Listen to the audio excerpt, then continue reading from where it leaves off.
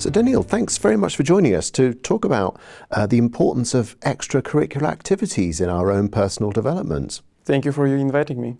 So tell us more about why you believe that extracurricular activities and hobbies are so important to our well-being and self-development. Well, first of all, when your day consists of a lot of different tasks and occupations and you successfully complete all of them, it shows that you have a quite well-developed time management skill, which is highly important nowadays. Second of all, you most likely going to communicate with other people because the majority of the different activities would involve the cooperation with others, and that's the point where you can improve your communicational skills, public speaking, etc.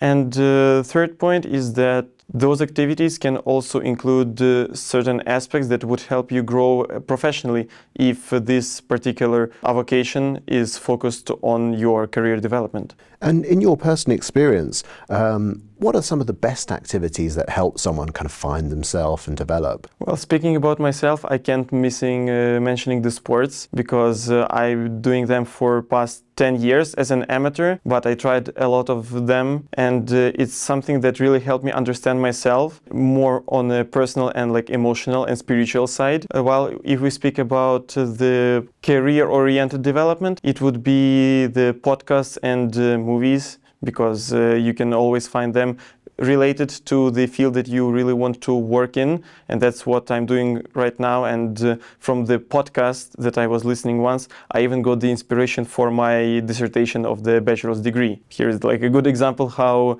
it can come out naturally. And third of all is speaking about Glion, the opportunities that we have with the committees and the ambassador program, because it's where you actually get this interaction inside the community and with the external guests, and that helped me work a lot on my approachability and communication, which I was missing a bit before, but now it's improved and will improve even more. So what would you say would be a good balance to strike between activities which are very much around kind of self-growth, self-development, and ones which are perhaps just more fun to do? What's a good balance between the two? Well, first of all, it's very nice when those activities combine the both aspects of the development and of getting positive emotions. But if we have to kind of separate them, this split and this balance is very personal and individual factor. For someone, 50-50 split would be more than enough, while for other people, those who do 70% of fun activities, they would still like to do more and apply less effort into the development ones. Speaking about myself, I'm currently involved in quite a lot of extracurricular activities and a couple of extra certifications. And for me, with time, with years, I learned a certain boundary where I cannot over-push myself in order not to get emotionally drained and not to get to the point of the burnout. I guess that's very important, and that's what's coming to every person with the process of self-realization. It's just a matter of time.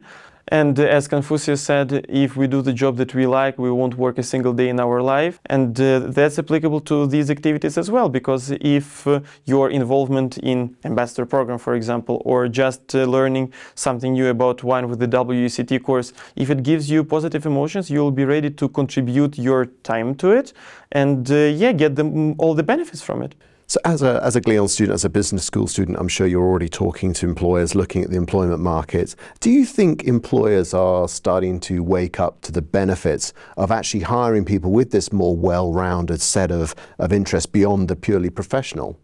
Well, I heard that employers nowadays really look on those extra details about yourself. From my experience, I didn't meet that many of them who were particularly curious about it, though I feel like there is a little growth in this kind of extra discovery of the candidate.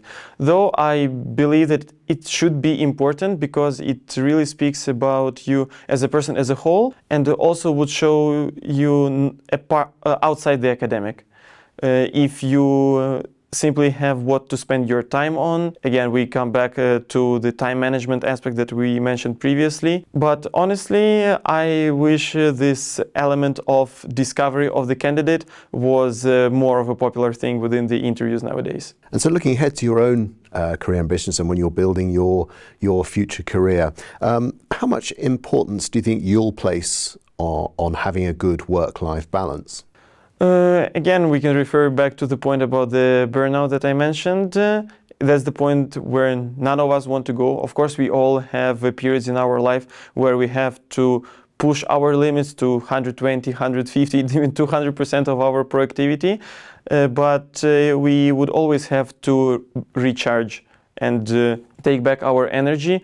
And if we speak about the future, one day I will have my wife, I will have my kids, so the whole concept of life and including the work-life balance, it will change greatly. Again, with the process of self-realization, you learn what your body, what your mind, what your soul wants. And as soon as you can allocate all the aspects of your life, everything that is going around into these certain boundaries to make yourself comfortable, because by nature we are very self-centered, yeah, you will accomplish, you will be calm and you'll be stable in your life. And there is no universe recipe for the work-life balance. It is a very personal aspect in the way how it is represented. As soon as the person realizes and learns it about himself or herself, he'll be all right. Danyil, thank you very much indeed for your insights. It was a big pleasure for me to be here.